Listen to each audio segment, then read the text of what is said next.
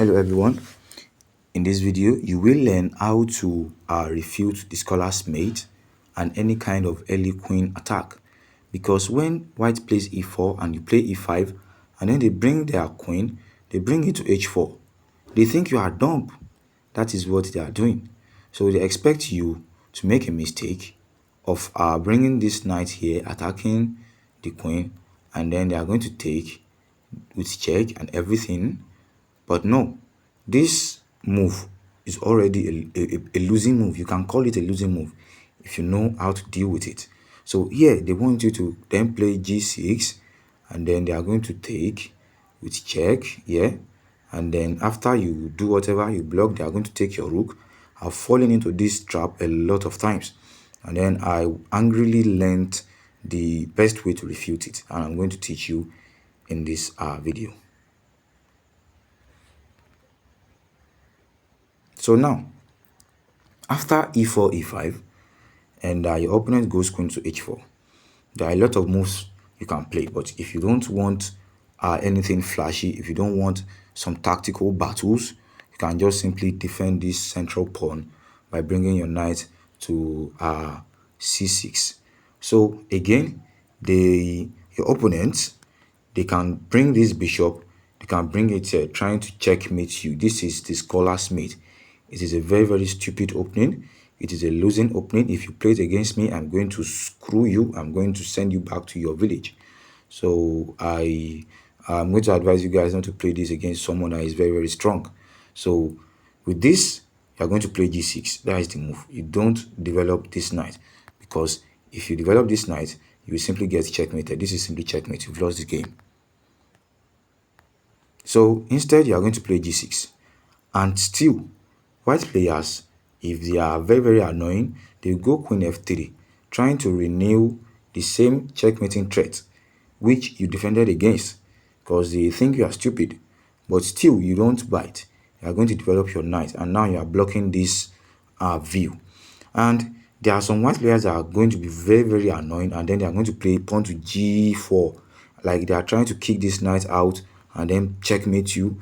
But no, that's not happening, because you are going to jump your knight here, and the game is already over, because they have to retreat this queen. Because if they just move this queen back to a safe square, you are just simply going to take here with a check to the king, and you are going to be forking the rook. So that's how you refute this garbage opening where they play g4. And also, they might not play g4 if they see that you've defended against this threat. They are going to be really, really annoying, and then they are going to line up this queen looking at this square. So there are a lot of ways to handle this threat.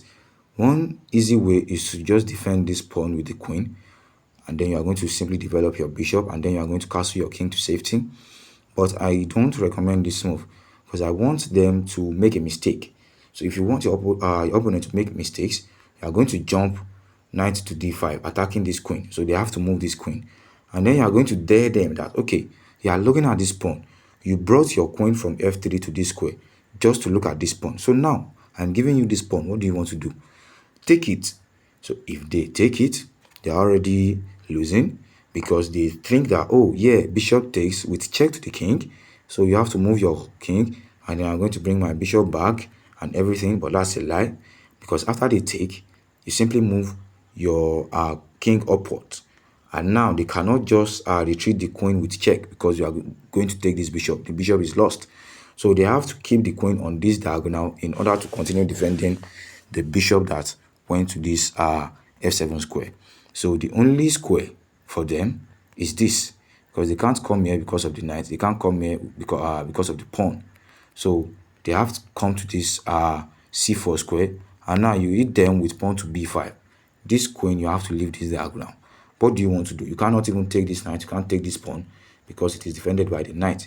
So obviously, they have to move their queen to safety, and then you can just gobble up this bishop, and they are already losing. This position is minus 4.0 for white.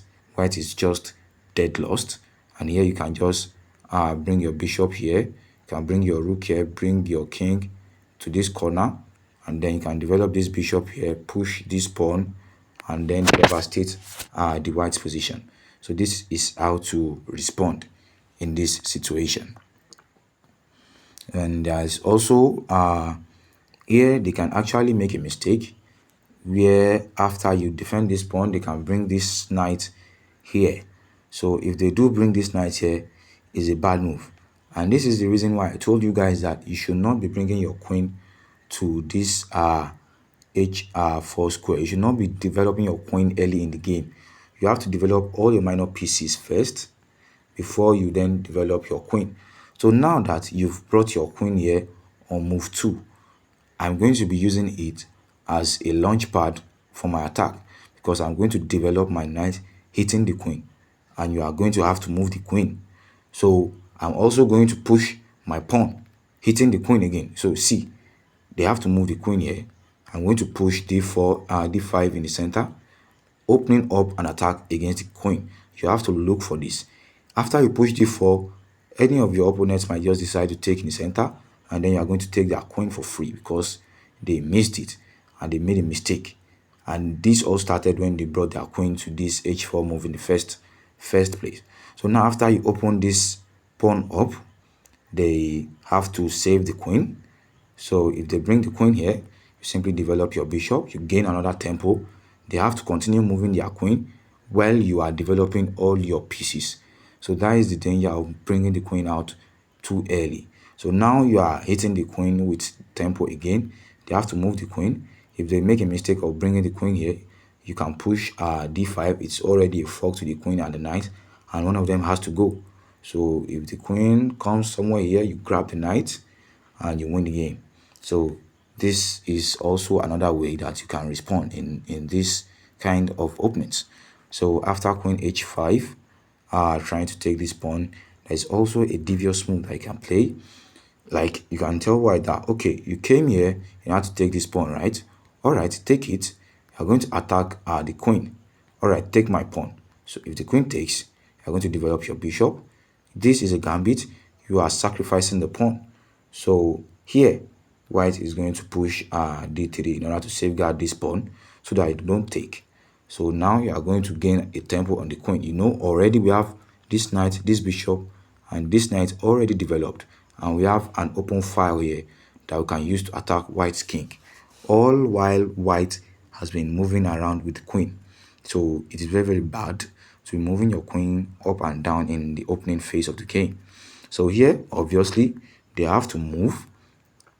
And now you can jump your knight to this d5 square, looking at this pawn, because if you take this pawn, it will be a check to the king, and also you'll be taking this rook in the corner as a bonus.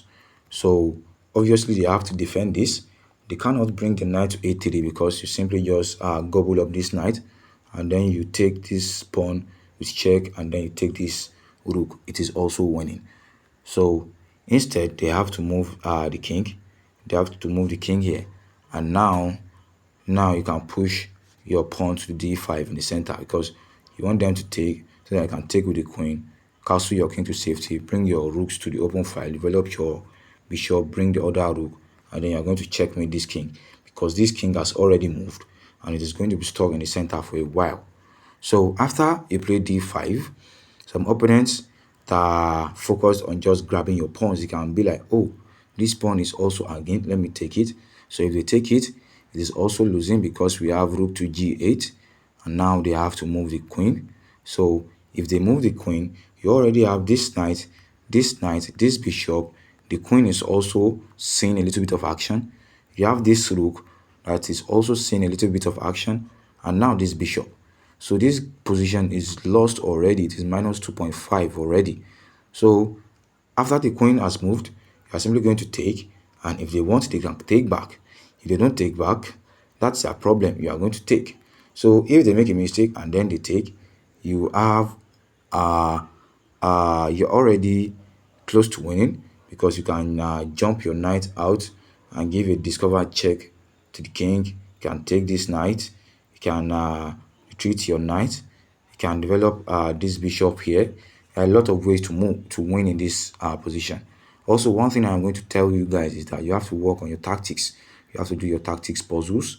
so that if you actually get in winning position, you will know how to convert the winning position. So these are just some examples that I have to show you that if your opponent brings out the queen early against you, it is not a good move. You don't have to fear. In fact, it's a great thing for you to see that, oh, your opponent is bringing out the queen, because they are giving you an advantage, and now you know how to take the advantage of such moves. So if you found this useful, please like the video. Bye.